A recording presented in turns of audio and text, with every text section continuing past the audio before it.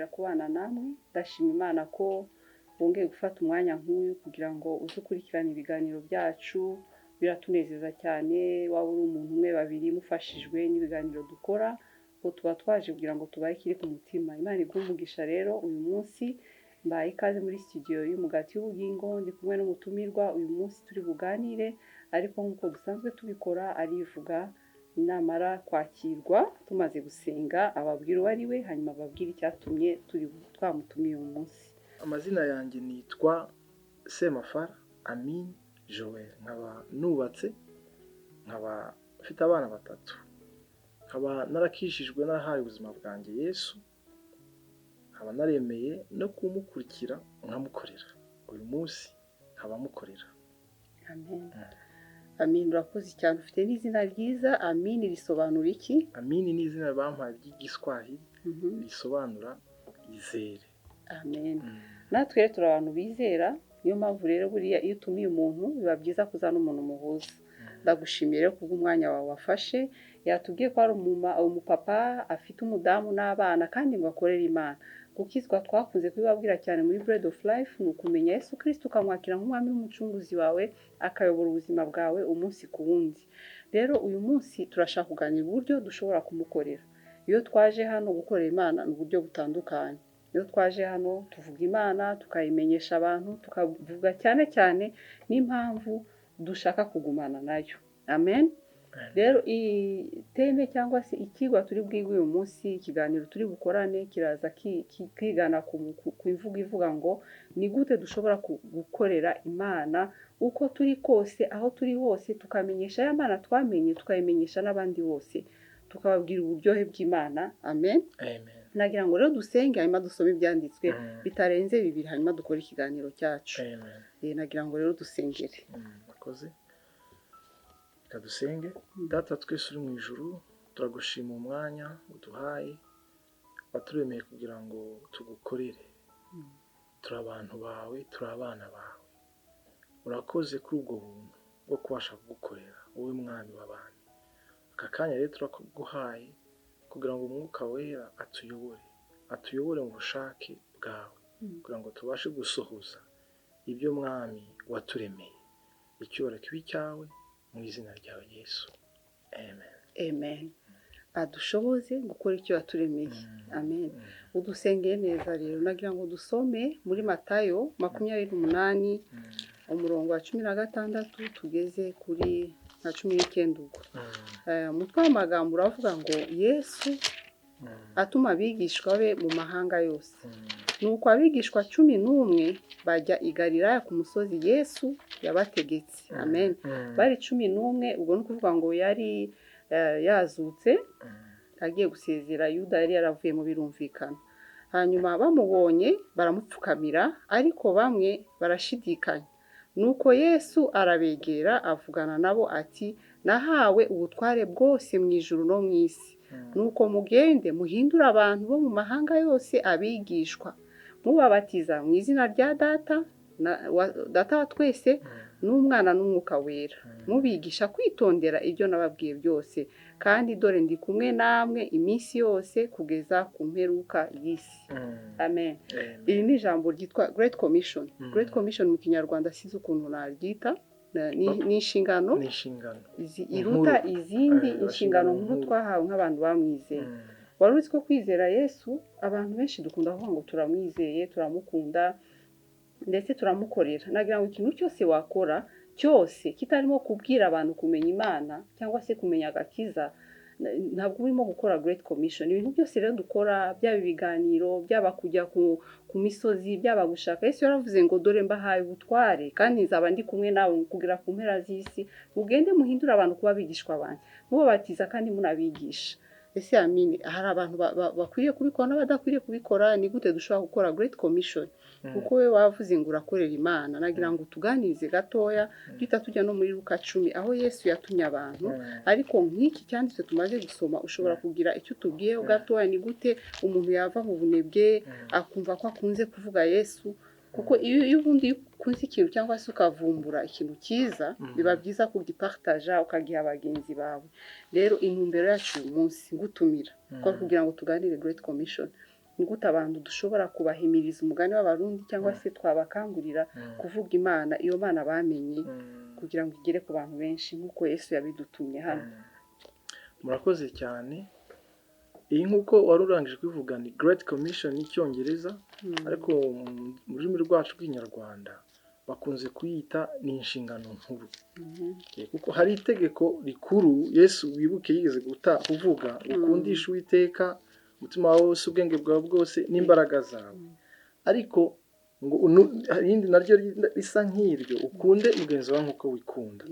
Ariko hari indi inshingano ni ukuvuga ngo ni mission ugomba gukora. Ubundi ahangaha iyo usomye neza nk'uko urangije kubisoma, yabibwiye abigishwa, ni abigishwa.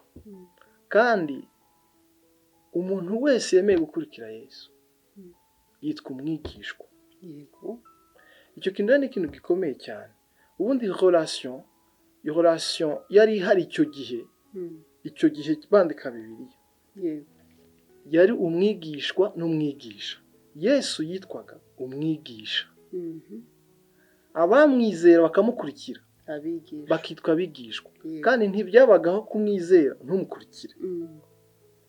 Rero Yesu nta nubwo ari we yazanye burya ubwo buryo, ntabwo ari we yabuzanye. Icyo gihe habagaho, mu byibuke no muri Bibiliya biranditse, habagaho abigishwa ba Yohane, habagaho abigishwa b'abafarisayo, no mu bandi bantu bize amafilozofi murazi ko habagaho n'abigishwa ba Platon mbere ya Yesu. Ni ukuvuga ngo Yesu yigeze kuvuga ngo yavugaga ibintu abantu bumva, ntabwo yavugaga ibintu batumva.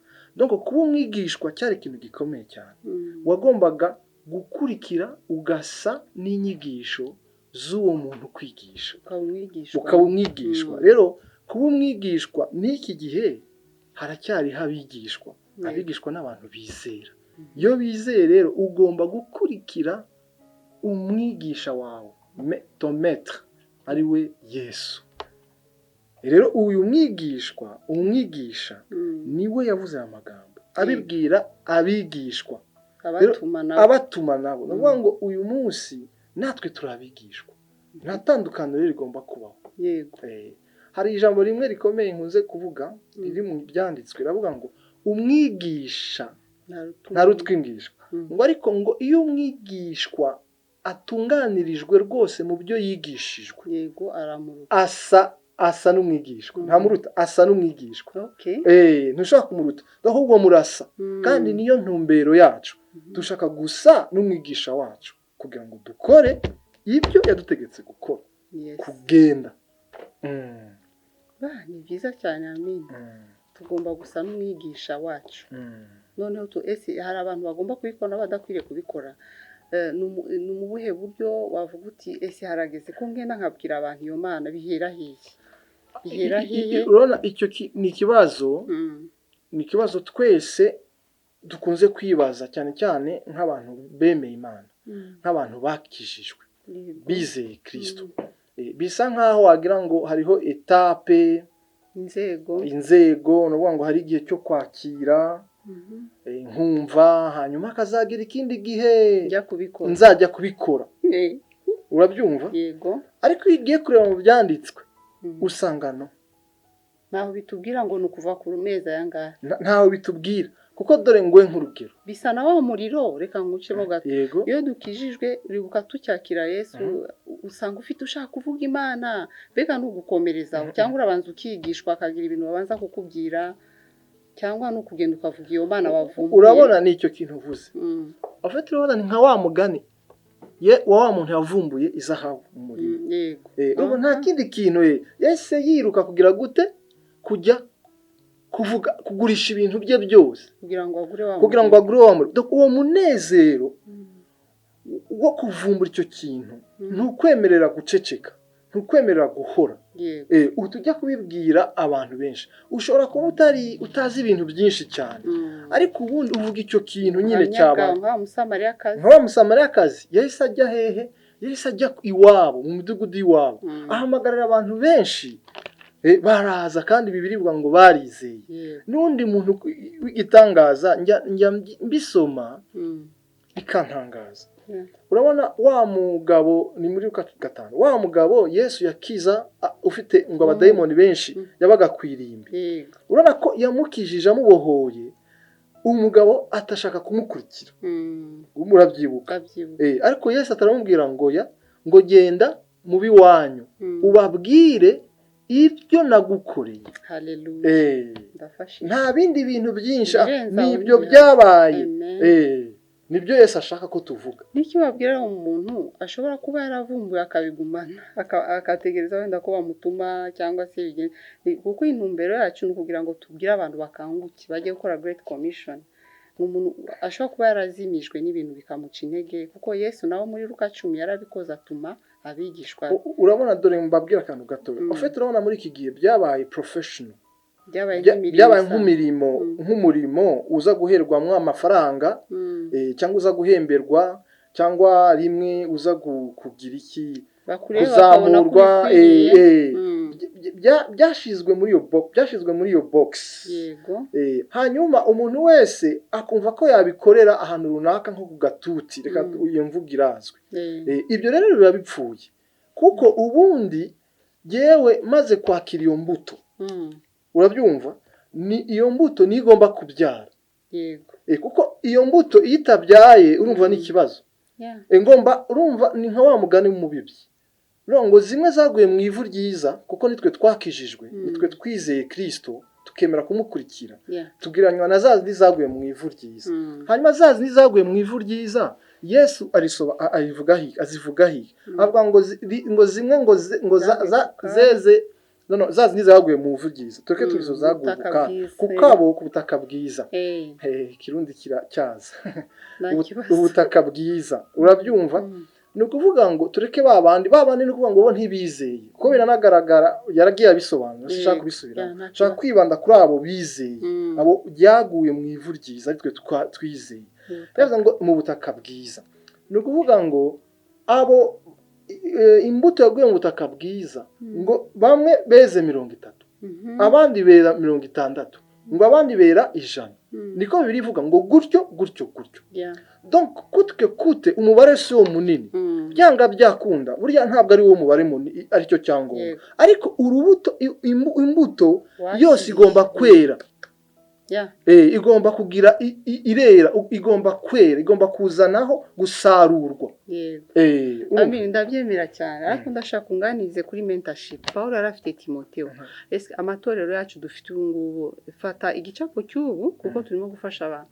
Umuntu arakijijwe agiye mu itorero yego nibyo agiye iwabo ariko se ndashaka kunganira kuri Paulo na Timotheo ikintu bivuga cyangwa se kuba ufite mentorship ahantu bakwigishiriza nta muntu ashobora kugira ahantu yigira kugira ngo ushobore kugenda wenda udafite umugayo nk'uko Paulo yakomeza kwigisha Timotheo. Urabona abantu babaga bafite abantu bayoboye nka kuri Yesu yafashe umwanya wo kubana n'abigishwa none akagira igihe abarizinga akababwira ngo mugende. Ndashaka kumbwira aho ngaho ku kintu kijyanye na mentorship cyangwa se amateraniro tubamwo ni gute umuntu none we yakumva ko ari free kugenda kugira ngo none nayo matorero atitwa imfa gusa aha abantu bari ni gute bashobora gushobora guproduza za mbuto nk'ukuntu.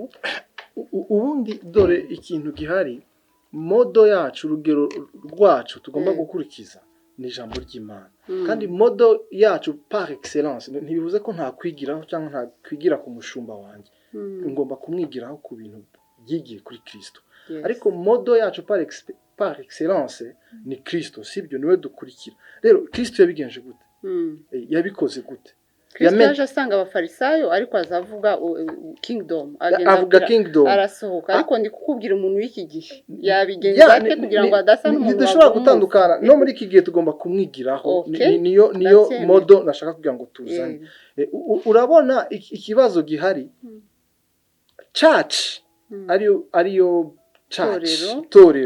itorero ry'umubiri ahantu lokale iteraniye ahantu runaka igomba kuba ifite abantu ba mentoring abo bantu bagenda twese turabyemezanya cyane niyo modo Bibiliya yemera ni ukuvuga ngo church igomba kuba ari training center aho babyara benshi igira gute itoreza abantu kugira ngo bajye mu murimo bajye mu murimo hehe bagende kuguma muri church no kuko kuguma muri church birahinduka gute ngira ngo urabizi urazi ko twakijwe kera cyane biragera ahantu ukaba ikigande bibiri ikinyarwanda buki ikigande c'est paresse ugasanga ubunebwe bwo kutagira ikintu ukora kubw'umwami hari igihe kimwe kera bigeze gukora abakoreramo ya mirimo protocole iki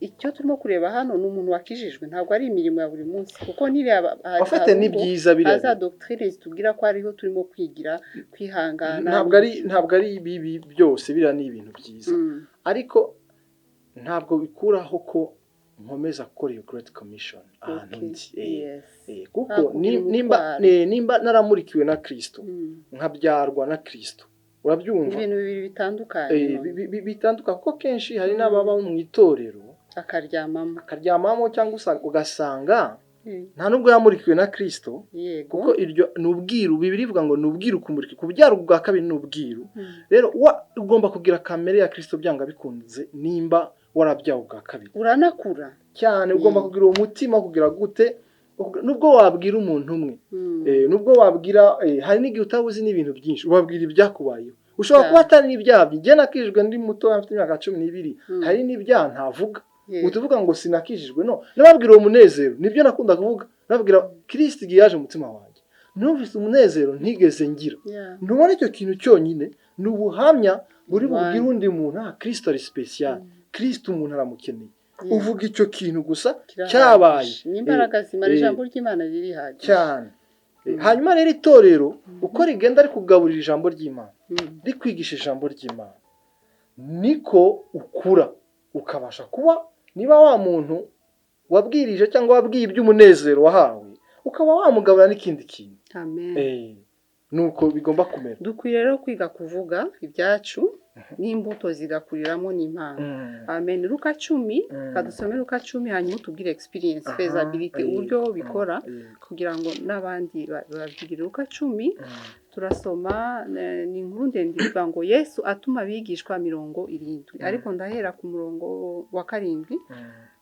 reka mere kwa 5 nimujya mugira inzu yose mwinjiramo mubanze muvuge muti amahoro abe muri iyi nzu 6 niba hari umunyamahoro amahoro yanyu azaba kuri we natabaha amahoro yanyu azabagarukire kandi iyo nzu aba ariyo mugumamo ndasimbuka 8 kandi umudugudu wese mujyamo bakabakira murye ibyo babahaye mukize abarwayi bawurimo mubabwire muti ubwami bw'Imana burabegereye amen ndashaka ko waganiriza abantu urabona hano hantu bagenda ubwo banahisomye hano hantu Luka 10 ni ukuvuga ngo ni pratique cyangwa ni ugushira mu bikorwa Yesu yatanze nk'urugero yanshingano yatanze nkuru yo kugenda kuko ushobora kwibaza se tujya he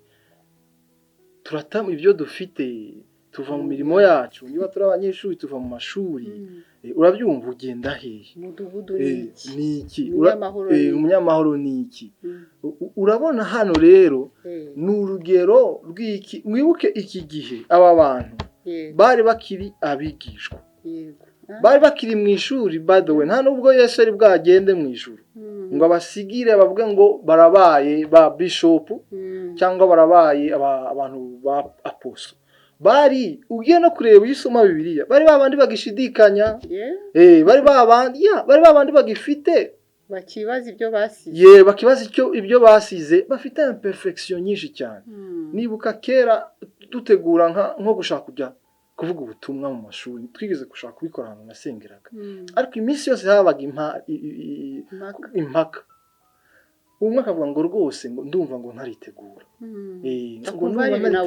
hari ibintu mbuze hari ibintu ngomba kugeraho ariko igiye kureba hano mugene nta kintu mwitwara hano bari babandi bakijya impaka ibyo twasize tuzabona iki bakishidikanya sometimes ngo mbegurinde no kuvuga ngo Yesu abo kubera ko yabahamagaye arabohereza amina urabyumva so yabohereje rero yabohereje mu mudugudu iyo usoma mu zindi ndimi ni muri community ni muri community ni mu bantu yego kandi nta muntu ataba ntabwo turi mu bamarayika nta muntu ataba mu bantu mu byiciro byose by'ubuzima tuba mu bantu sasa bigomba kuba simple bigomba koroha rwose mba mu bantu mfite umuntu tubana mfite umuntu dukorana mfite umuntu duturanye mfite umuntu tuganira bado nubwo tugenda dusatira ubuzima bw'iburayi kuba individual cyane tudahura n'umuntu ari we wese dushobora guturanye n'umuturanyi ntituganire ariko uko bimeze kose hari abantu mubana ku kazi muvugana urabyumva abo bantu nibo ugomba kwegera nibo ugomba kugira gute nibo reka umunyamahoro nza kubivuga nibo mbaze kuvuga iyo community uwo mudugudu tugomba kujyamo ntabwo ari ukuvuga ngo ndareka ibyo mfite ngo ngende mu hirya kuko bishobora kubaho hari ababihamagariwe none bakigira kure ariko twebwe ku rugero turimo nirwo dukoreramo so rero aha rero iyo usomye ku murongo wa mbere ukageza kuri 9 iyo utangiye ku murongo wa mbere urumva yatumye 72 atuma babiri ntabwo yabatumye bose atuma babiri bajya mu mudugudu kandi hari akantu kamwe muri cyanditswe yabatumye aho agomba kujya you see nuvuga ngo Yesu yagomba kujya muri uwo mudugudu ariko arababwira ngo mubanze mugende rero umenye yuko Yesu urabyumva yamaze gutegura hari imitima yateguye aho hantu kubwo kumvira azagendana nawe kuko ni ukora umurimo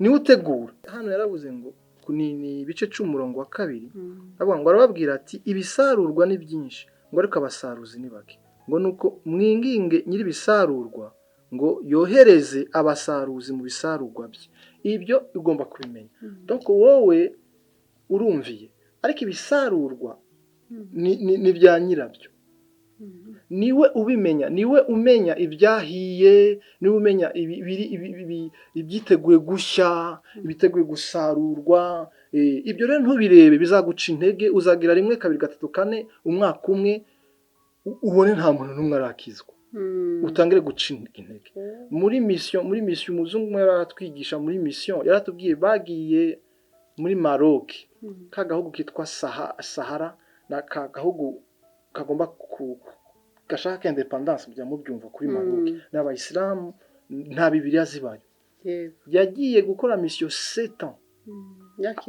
imyaka 7 avayo ata muntu yabonye yakiriye Kristo yewe nshobora kuvuga ko umurimo yakoze ari impfa gusa ariko Imana ukuntu ikora ni ibintu bitangaje wowe iki kintu ugomba gukora nturebe kuri ibyo kuko ibisarurwa ntabwo ari ibyawe ibisarurwa ni iby'Imana wowe uriho urumvira gusa nuvuga ngo ugiye gukora ibisarurwa Imana izi ibisarurwa byiteguye wibuke ko abatumye aho yenda kujya donc aho hantu hari muri gahunda ye urabyumva so nukuvuga ngo abatumye rero abatuma babiri urabyumva nkunda strategy imwe y'abantu b'inyigisho z'ibinyoma ariko by the way strategy bakoresha agenda ikunda kandi ntibazima abantu bita batemwe de jour abahamya ba Yehova murabizi kuva kera bagendaga ari babiri bagakomanga ku rugi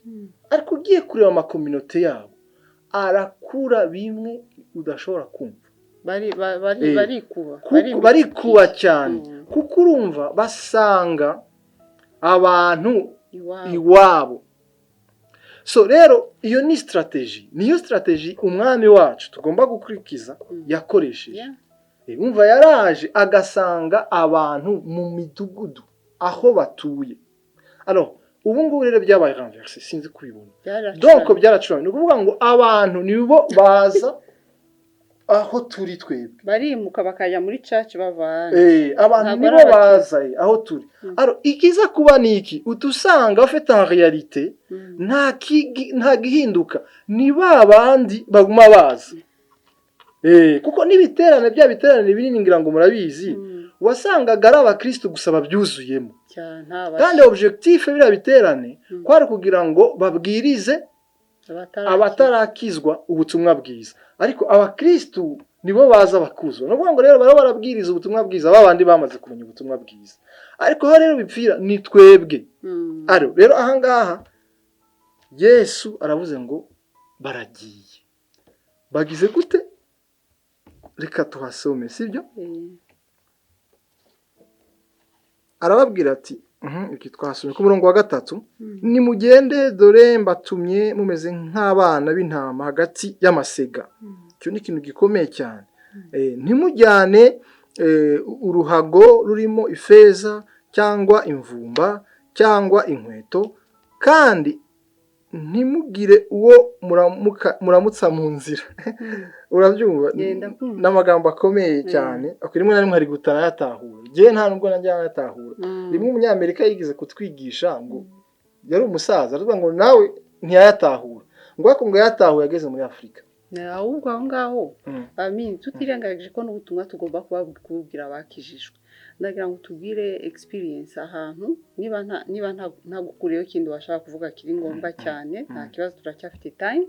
Ariko kubera ko tuba dushaka kugira ngo tuvuge ibiri ngombwa cyane cyane ko dushaka gukangurira abantu kuvuga ubutumwa bwiza, kuvuga Yesu, ushaka kutubwira experience y'ahantu wagiye, uburyo byakorwa nkawe ku giti cyawe, kuko watubwiye ko umukozi w'Imana kandi urimo uradusaba kuva mu kintu cyo kuguma turi ahantu hamwe. Urana abakristo bava hamwe bakimukira ahandi, none ugasanga rya torero ryuzuyemo abantu babandi nyine bakera, aho kugira ngo abantu bakizwe. Ni nacyo turimo kurwanya, turashaka ko abantu bihana.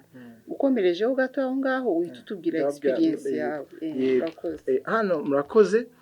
Hano ku murongo wa 4 kadukomeze, ndabivuga ndangije hano, dukomeze ku murongo. Nawe mbabwira uwo mugabo ukuntu yadusobanuye bino bintu ngo ntumuramukanye, bisa nkaho biri bizarre. Ariko yatubwiraga ngo ufite Yesu yashaka ngo ntuti intego yawe. Uraza rutuntu tugukora kuri iyo ntego ni twinshi cyane muri iyi si, bagakora kuri objectif yawe. Urabyumva? So ibyo byo kuramukanya, uwo munyamerika yatubwiye ngo twajyanye n'umuntu hano muri Afrika, twageze iyo tujya amaze kuramukanya n'abantu udashobora kubara umubare. Twagiye kugera ahantu twagomba kuhagera amasaha, dusanga twacira amasaha 3 kubera kuramukanya. Kugenda aramukanya n'uburyo yaravuga ngo ndatawe icyo Yesu yavuga. Ariko icyo yashatse kuvuga ntabwo ari kibi kuramukanya, yashaka kuvuga ngo ibintu bigukora kuri ya ntego yo kugenda ukagera ku bantu, ubigire gute? Ubyirengagize, ukomeze. Sasa hano ikintu gikomeye hano ku murongo wa 4, ntimujyane uruhago rurimo ifeza cyangwa imvumba cyangwa inkweto, kandi ntimugire uwo muramutsa mu nzu. Hanyuma nimujya mu nzu, aha rero niho nshaka gutsinda.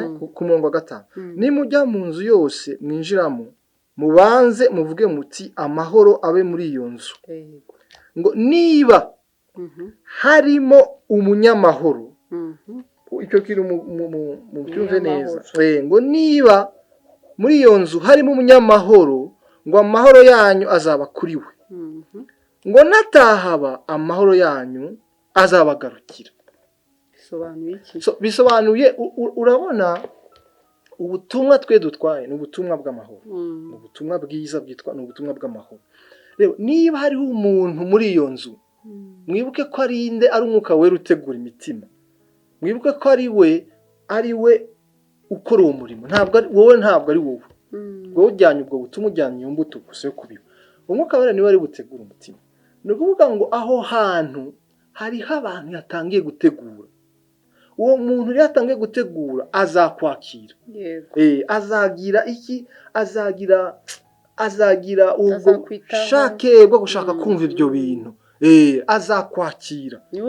N'uwo munyamahoro ugomba kumukurikira. Sometimes hari igihe bisa nk'ari ikinyapfura cy'iwacu cyo kubeshya, nanone arakwakira ariko atashatse, ntabyitayeho. Ibyo nabyo byabimenya, kuko uzaba nk'umuntu nyine. Wowe uzamubwira, urabyumva, kandi ntukiteho ayo tuntu, kuko ushobora no kumubwira umunsi ntabyumve, wowe ukigendera. Umwuka wera igihe azamugenderera iryo jambo akazagira itabora. Ariko rero uwo muntu akwakiriye yakumvise, niwo rero utawibandaho, ugakomezanya nawe. Urabyumva? ugahana muri iyi myaka yacu n'ibi bihe tubamo n'ibihe by'imirimo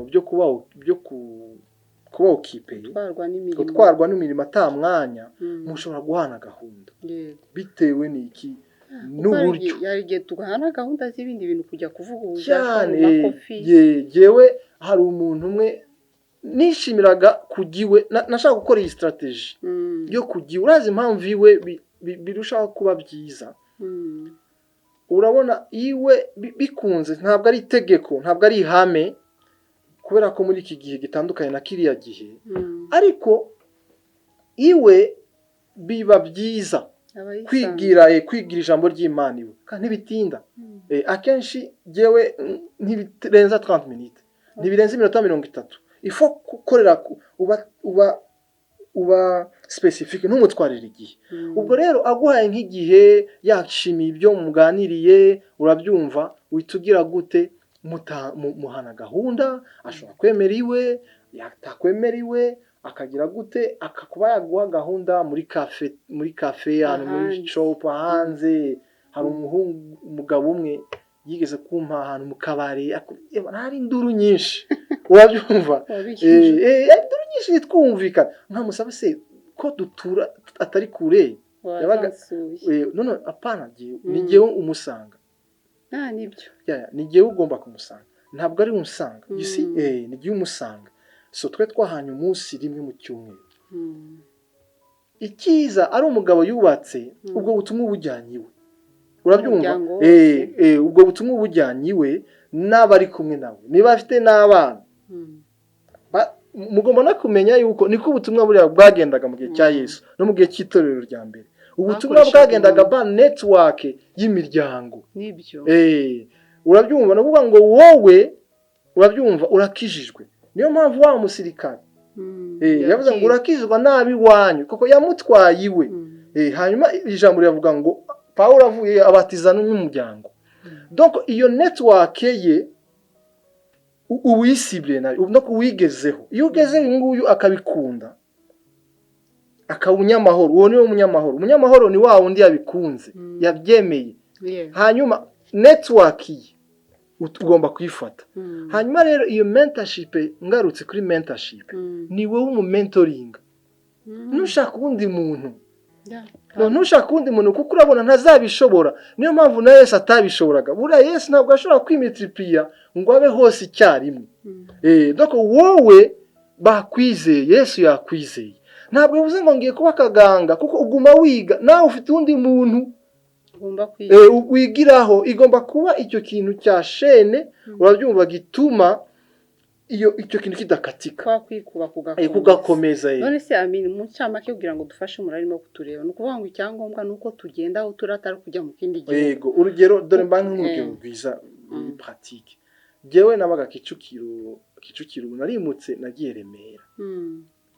Remera hari abana twateranaga nkagenda kubasura kuko baragera ku rugero nkabavuga rero jewe ndagiye namwe urabyumva kuko haragera ko mbigishiriza ku murimo nkuko Yesu yabigishiriza ku murimo bana bantu ko niba ari bwagenda mwibuke ko Yesu atari bwagenda arimo kubigishiriza ku murimo rero haragera ahantu tukajya kuri descente n'abo bantu tukajyana urabyumva so ngiye ahantu Remera bigomba kuba muri simple way is natural way babivuga natural mu buryo bwa bisanzwe nturemereye ariko igituma mbikora dore nubwo ngo igituma mbikora ngomba kuba umwigishwa yumvira you see kuko uyu umwigisha tumviye c'est fini relation yiwe n'umwigisha yicitse nta kindi kintu nta n'ikintu tuba dugisangiye n'umwigisha wanje ari we mwami wanje ngomba kuhora numvira urabyumva so icyo gerende muri process yo kumvira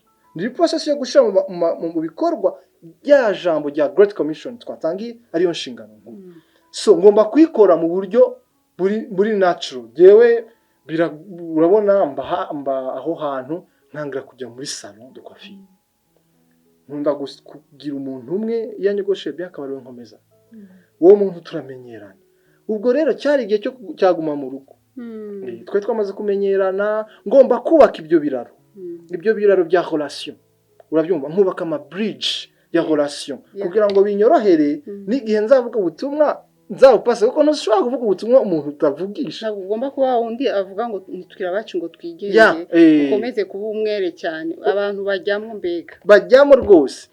Hanyuma rimwe tuganira nakunda kumusuhuza uraho amakuru b'ikintu nta n'iby'Imana twavugaga. Haba rero ikintu guma mu rugo ibiraje yari umuntu wo muri Saldo Coiffure, akazi kaba karahagaze. Rimwe turahura arambwira abantu ngo inzara igiye kumwica. Ubwo n'urugero ndabwira wewe utuye agiye kumbwira natuye nsanga ni hafi yo mu rugo, ndavuga uzajya uraza kurya mu rugo. muri make nuvuga ngo nukureba umunyamahoro wamara kumumenya ugakomezanya nawe ugakomeza gutanga ubuhamya bwawe kandi wumvira uwagutumye umwigisha wawe. Muri make rero nagira ngo turangirize hano tubwira experience ahantu waba waragiye hagukoze ku mutima cyangwa se ushobora kuduha nk'urugero kugira ngo natwe dutinyuke abantu bagende bavuga Imana aho bumva Imana ibatumye, ari naho turangiriza tunasenga. Yego murakoze cyane. Afite iyi ni inyigisho dukora mu minsi 3. Baraveske abantu bari badukurikira barabyumvise kuko urabona nk'ubuhamya ngiye kubabwira bwo kujya aho hantu nagiye still bitabigaruka muri ya domaine ko sasi natwe tuzagenda no ntabwo ari byo. Uba twagomba kuvuga aha hantu turi ko babandi mugendana babantu muvugisha ku kazi ni uri comptable bafite abantu muvugisha c'est ko ari abantu batarakira Yesu. Abo bantu rero niba ugira gute niba uzabona mu munyamahoro wa wundi ubona umubwiye ibya Kristo urabyumva agira gute abyakira. Ariko muri urwo rugendo rero haje gufunguka ikindi kintu jewe ntabwo nakishakishije. By the way sinagishakishije. Sinagishakishije. Twagiye muri conference ahantu Sudani Juba ariko Sudani y'amajyepfo byarikoze kuko Yesu yaravuze mu mutwaro wanjye nturemeye. Byarikoze rwose twagiye ari umuntu ntumiye. Hanyuma iyo conference yavugaga ni gute twageze ubutumwa kuri babandi bataragerwaho n'ubutumwa bwiza. Haracyariho tribu ubwoko bw'abantu butaramenya ubutumwa bwiza. Nuvuga ngo ubu Kristo ntiburagerayo. Haraho butaragira cyane kandi rero ikintu cyantangaje hari giba wibwira ngo na hantu kure ni baba autochtone bo je sais pas baba pygmée bo mu maforêt équatoriale ahantu badashoboka no na hantu harahari nkaho muri Sudani y'amajyepfo hano hafi wacu hepfo rwose ni igihugu kidutandukanya ni Bugande. Twebwe n'ubwa mbere nagiye n'imodoka ntabwo nagiye n'indege. Hanyuma ukuntu rero byagenze ndagiye muri Sudani y'amajyepfo tugenda. Wari witwaje iki kugira ngo numve ko ubahirije bine amafaranga waraye he wishyuye hariho abantu babyishyuye. Hariho abantu batwishyuriye ibyo bintu muri bwa buryo bwo kwikora. Hari abantu batwishyuriye nuko iki gice niyo nari kukirangiza one by one. Hano haravuga ngo nimwinjira mu rugo ngo ibiryo bazabagaburira muzabirya. Birasobanura burya details zose z'ubwo rugendo. So hari abantu batwishyurira ibiryo ariko aho hantu nta restaurant nta guest house nta hotel ntaho kurira ntaho kuryama ntahabaho. So byagenze gute rero muri iyo conference twari twarabonanye n'ubwoko bw'abantu twabonanye n'ubwoko batubwira ubwoko bune butaragerwaho ubutumwa bwiza butaragera. No kuvuga ngo Kristo ntiburahagera même l'Islam n'Ubuislamu ntiburahagera. Ni babandi bagisenga basenga bya kera basenga nk'iwacu basengaga ryangombe nuko nguko haba harafumu benshi ibintu nk'ibyo. So rero uwo muntu niwe yabitubwiye aturangira umuntu yadufasha kuhajya w'ubwoko bwabo avuga ururimi rwabo. Tutangira kugirana ama contact. Baraje nino abo bana abo barabasore baraje nino hanyuma turavugana tuvuga ukuntu tuzajyayo. Rero tuza gufata urugendo twagiye n'imodoka tugenda iminsi 2 tugeze Bugande tugura ibiryo. Je bwari ubwo bwa mbere ariko umuntu twajyanye yari yaragiye muri mission ya mbere. Je bwari ubwa kabiri hanyuma yari asanzwe yarahabonye. turagenda rero tugiye tugera ni east ni mu burengerazuba harya east n'uburengerazuba ni uburengerazuba bwa Sudani y'Amajyepfo.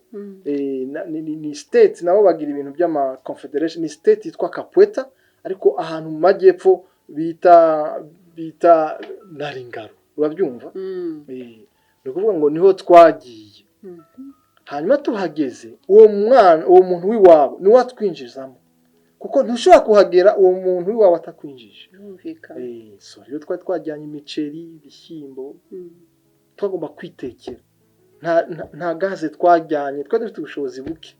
Nta gaze twajyanye kuko byari kutugora ishize ko twagomba kumaramo ukwezi n'igice.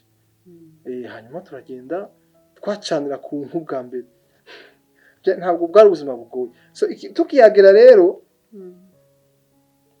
je narinjiye maza kwibaza tukumbona akantu kagati umuntu arambwira ngo tugize muri Sudani. Mbona abantu babiri bambaye amakabutura yacikaguritse ariko bafite n'imbunda. Arambwira ngo bari n'abasirikare babo. Ibyo se barasaba rebeli ngo muri abasirikare babo. Tukinjira rero kubera ko twari dufite umwene gihugu waho atuma tugira gute tubasha kwinjira. Urabyumva? Atujyana rero ahantu ku muntu yitwa ngo ni umucuruzi. Iyo uvuze ngo ni umucuruzi nari kubereka nzabereka n'amafoto peut-être ngira ubuntu bwo gusura kandi kuvuga hano nibwo wabibona mubibona. Ni ukuvuga ngo umaze kubona aya mafoto y'u Rwanda rwa kera niko hameze. Ni ibintu n'inzu z'ibyatsi, nta mazi, nta matara, nta network, nta radio, nta telefone. Donc hari igihe nkihajye sinari nzi ko ari ibyo, n'iwanjye ntibari bazi ko ari ibyo. Ntabwo biyumvishaga ibyo ari byo aho hantu. Nahise yamenya iminyago mwarayibonye, abantu barakijijwe rero. Abantu dore nkubwire nta muntu yihanye. Nabonye yihanye. Byabaye nka byaye n'ibikorwa na nyir'umuriro. Nta muntu yihanye. Ariko twarakoze ibintu bita niyo process nari kuvuga hano. Ibintu bita ama group of DBS. No kuvuga ngo group ya Discovery Bible Study. Ubuvumbuzi bwa Bibiliya twarabigishije kuko twagendaga inzu ku yindi. Kuko nibuka nk'ahantu twagiye umugore umwe arakambwira none se ngo uwo mugore naho ndababwira Eva na Adamu arambwira ngo uwo mugore vraiment duteye ibyo bibazo abiwanye. Wewe wagira ngo ni blague araguteye. Doko byaramujijaga kuba ngo abiwanye bikakugora ukuntu bisobanura. Nicyo gitangaza cyabaye kimwe watubwira. Ikintu cyabaye doko ubutumwa bwiza bwarinjiye. Twahabonye n'umunyamahoro. Umunyamahoro uwo muntu yatwinjije iwabo twagumanye contact. Kuko twebwe ntitugomba kuhaba ubuziraherezo. Ntabwo ari mission yaba missioni nkuko bakoraga mission. Urazi mission ukuntu bakoraga abazungu baraje bagatura hano bakataba ba missionnaire nibo bafunguye amadini tutubamo. Urabyumva bakataba aba boss bacu. Baje navugaga nicyo gitangaza ni hafi kwa kuko Yesu aravuze ngo dore bizabarangaza bazarambika ibiganza ku barwayi bakire n'ibindi byose. Harimo ni hafi kwa ikintu cyabahiga tumura avuga ngo kuko Imana ibaho uwo Yesu ndamwizeye waduha nk'urugero rumwe y'indwara zakize. Urabona ariho akantu gatoya ariko giye gitangaza buragene cya kinini nuko abantu bemera bakira Yesu ubwo ubutumwa bwiza bukinjira kuko ibyo bitangaza bizaba ijambo ry'Imana ryagira umwanya waho. Ariko ikintu kimwe nibuka twaragiye ahantu twari dufite filime ya Yesu twakunda kwerekana iri urazi ko yasobanuye twasanze yarasobanuye mu rurimi rwabo mugasobanuye apana mugasobanuye ibi professional barayikinye mu rurimi rwabo rwitwa abadidinga.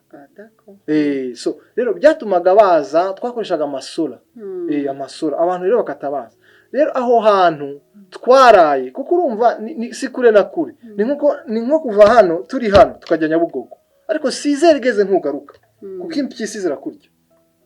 Donc habari impyisi batubwira ngo impyisi ngo ntiziryana. Doko reka impyisi ziryana ngo reka impyisi ngo nimbwa. Ikintu nashaka kukubwira ntitwagarukaga. Donc iyo twajyaga mu kare ahantu runaka quartier runaka twarahararaga. Rero aho hantu rero twaraye bakatwakira ubwo sige mu detail ibyo twariye birateye ubwoba biju hari ibyo twariye donc biteye ubwoba urabyumva ariko baratwakirana urukundo. Rero umumama twakiriye umwana wiwe aragira umuriro uteye ubwoba. Doko rero yagomba kujya kureba umupfumu kuri bo ntabwo ari urumva umupfumu ni umuganga, ni dogiteri, ni dogiteri ni ubavura, bakemvoka ariko bakaramya abasekuru, imyuka abasekuru. Sasa turamubwira wowe turamusengera umwana, urabyumva, turaza kumusengera umwana, ukurikire filime ko twagomba kuyigira nijoro, uza gukurikira filime, hanyuma umuriro ni wakomeza mu gitondo, niko twamubwiye, kuko twagomba kumwicira ibyo bintu agomba gukora, uzamutwara aho hantu ugomba kumutwara. Hanyuma araza mu butumwa bwiza aho hantu twakoreye filime. Uwo mugore urabona uburyo bwo kwatuza, urabona iyi systeme yo kwatuza, ntabwo barashobora kubikora ukabona ko batuye ariko rero batakishijwe. Reka ijambo ry'Imana ribyikorera, burya ijambo ry'Imana rirabikora bien, ririhagije. Umuntu araza kuryakira, tukabona araryemera, tukabona arikunze cyane. Umugore aratubwira ngo aha hantu nimwaza ni iwanyu, urabyumva. Ni ukuvuga ngo igitangaza uwo mwana umuriro yari yaradyara, afite n'umuriro, dyari irakira n'umuriro urashira. Mu gitondo bimenyekana nka cyagiye ku musozi Karumeli, bahita bazana inka. Mu gitondo tubona azanye inkoko, bazanye inkoko. Nibiki ngo umva barapfukama, urumva bameze nka kuriya ko babugana mu twibona, ataza agapfukama. Ndamubwira nibigenze gute, nkashaka kumuhagurutsa, umuntu yadusobanuriraga waba nibwo buryo bwa nivuga ngo wowe wamubereye umugisha, wamubereye umumarayika, haragushimira. Urabyumva, nicyo gitangaza. Ariko ikintu gisigara baza se, aba bantu bazakurikiranwa nande? Rero uwo munyamahoro twabonye twagendanaga, niwe asigara akora umurimo. Rero ikintu kiduhuza n'uwo munyamahoro ntikigira gute, ntigitandukana nako, ntidutandukana, dukomeza turi kumwe, kuko amaze kuza inshuro zibiri hano, tumutoza, tumwekipa. Urabyumva, ya mentorship tugomba kumutoza kugira ngo agere ku rugero rwa gute, rwo kugira ngo nawe azagende atangire kuvuga ubutumwa bwiza, abyare nawe. Nabyara c'est fini, bimeze nkuko kwawe. Umubyeyi wawe ntaza mu rugo rwawe ngo akubwire biba birangiye, ariko nubwo wagiye mu rugo rwawe, umubyeyi wawe si bakuyoborera urugo, ariko karashyira cyahari. Hari inama ushobora kumugira, mumugisha, hari inama umusaba. Ni relation no mu bwami bigomba kugira. Amina. Bene data ni birebire cyane, tuzongera dutumire Amina. Gusa intumbero yacu uyu munsi kwa kugira ngo tukubwire wowe urimo kutureba uve hasi. Kristo ukeneye kujya kumuvuga mu buryo bworoheje, ukamumenyesha abandi kugira ngo ukore icyo bita Great Commission. Ntabwo twamagariye kugumana Imana, wa murimo w'agaciro twabonye tugomba kuwutanga, abandi bakaza bakamenya mu buryo dufite, mu buryo butworoheye. Ntabwo tuzajya Sudani, ariko uko Imana izagenda ikuyobora mu kintu cyose wakora, cyose kigomba kiba gishingiye ukubwira abantu kumenyesha Kristo.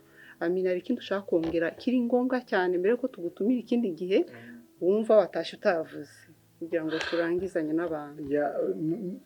Urabona ikintu numva afite sentiment risque byumvikanye, kuko mu bindi nyigisho ya 3 jours kugira ngo umuntu abyumve bien, so usigara umva ari ibintu byinshi tuvuze, ingero nyinshi utavuze, nk'ubara warambaza za ngero z'inkwavu zororoka, n'inzovu kuntu yororoka, nizo ari kuzivuga, ariko umwanya ni mutoya. Babwira mu cyama turangiza.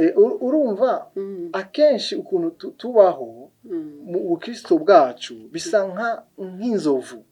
Muri inzovu zororoka gake cyane, igira umwana umwe mu mezi 28, mu myaka 2. Nuvuga ngo inzovu kugira ngo zizororoke ni ikibazo cyane. Ariko inkwavu ukuntu zororoka murabizi, zirororoka cyane. Rero amatorero y'iki gihe ntabwo ndiho ndakritika, ntabwo vraiment ndi muri domaine yo gukritika, ariko usanga yarabaye nk'inzovu, kuko multiplication isigaye yarabaye ingume rwose, isigaye atayo, kuko afite twatojwe kwinjira ahantu hiswe itorero, urusengero, hanyuma tukagira gute, tukajya gukurikira umuntu umwe. twebwe bikadushimisha tukagirwa umugisha tukakoma amashi tugahabwa umugisha tukitahira bikarangira urabyumva imyaka indi gashira ikintu rero ngiye kubabwira gikomeye cyane doko gukura kw'itorero rirazima dore mbabwira ikintu icyo kintu ushaka kuvuga urabona buriya Burayi nako Afrika y'amajyaruguru iyi Afrika du Nord yuzuye abarabu presque 100% n'abayisilamu buriya iriya barabakristo ikinyejana cya mbere barabakristo bakomeye cyane buzuye umwuka cyane cyane muzi niyo l'histoire de l'église ariko kugira ngo ibindi bintu izindi nyigisho zize ziganze hafi 100%, aho ubukristo buzima rwose ntibugaragara. Uzi ukuntu biba byaragenze nuko tugenda tukadamarara abitwa ngo twarizeye twakurikiye Yesu turagenda ntitube tugigira gute duhamiriza kuko fete twahamagaye guhamya. Ni nayo mpamvu umwuka waratuye muri twebwe, niyo mpamvu umwuka waratwoherejwe ngo muzahabwa imbaraga akoze kugira gute urabyumva ngo umwuka wera nabazaho zo kuba abagabo bo guhamya. Fete nta yindi mpamvu umwuka aba muri twebwe nukugira ngo duhamye. Rero ikiri muri make twahamagariwe kugira gute guhamya. Ibindi byose mama Bijou byakorwa byandi wambwiraga protocole mu rusengero nuvuga ngo iyo mirimo ikorwa akenshi ikitwa imirimo y'Imana nibyo, ariko mu rwego rw'inshingano nkuru iyo mirimo igomba kuba yayindi iba nk'ibiraro bitwegereza cyangwa biduhuza na babanyamahoro.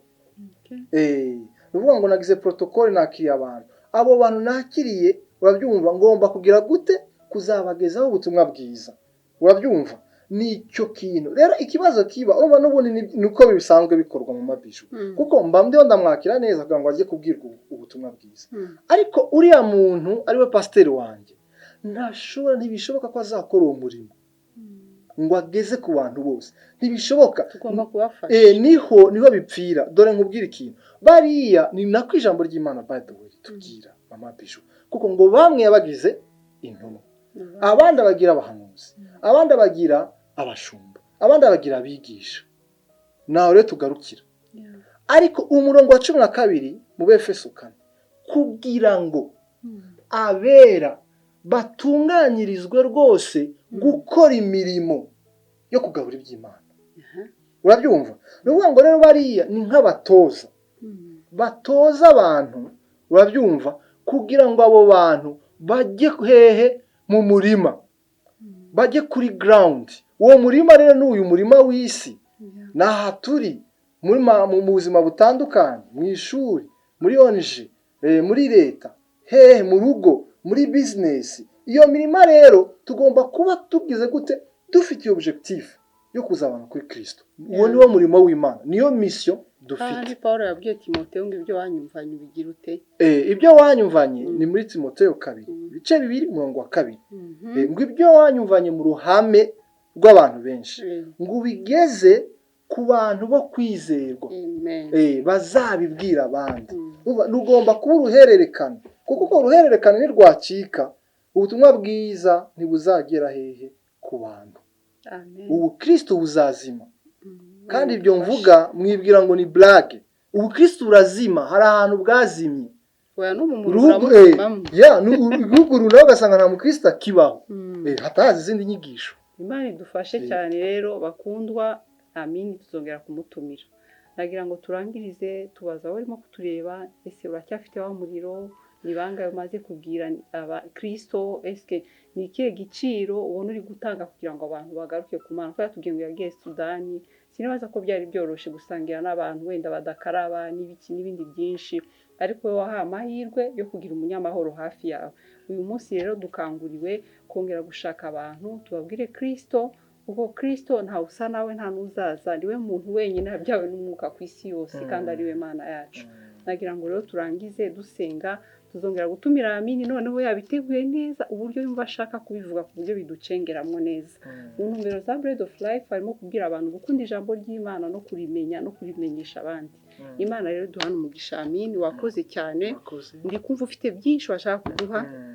ariko tuzongera kugutumira wabiteguye noneho neza noneho nkure kuvuge wenyine Imana iduhana umugisha irimo kuyobora gahunda hari igihe bisaba ko umuntu mukunda kugira ngo twihute murambabarira cyane nagira ngo rero nsenge ariko intumbero ni imwe shaka umunyamahoro wongere mubwire Kristo kugira ngo ubukristo butazima iyo Mana yawe imenyesha abandi kuko nawe warabihamagara ntibisaba kusigwa amavuta Yesu aravuze ngo mbahaye ububasha n'ubutware yarabuduhaye ahubwo haguruka ubuhamya bwawe mucyo ufite uvuga iyo Mana hanyuma benshi bazamenya Imana ishigwe hejuru nagira ngo dusenge kugira ngo Imana yongere tugarure ububyutse Uwiteka Imana ndagushimiye kuba umutumirwa waduhaye ufite ubutunzi budasanzwe Mana ndikumva natsinzwe hari byinshi niteguye kugukorera ariko nshobozwa byose nawe uduha imbaraga mwami ndasinze kugira ngo nawe ntakazime abujyane mu mahanga Great Commission ikwira ahantu hose cyane cyane umuntu wadukurikiranye mwami wongere kandi umwereke uburyo abikoramo hari abo wakuye mu rumogi hari abo wakuye mu busambanyi hari abo wakuye mu bujura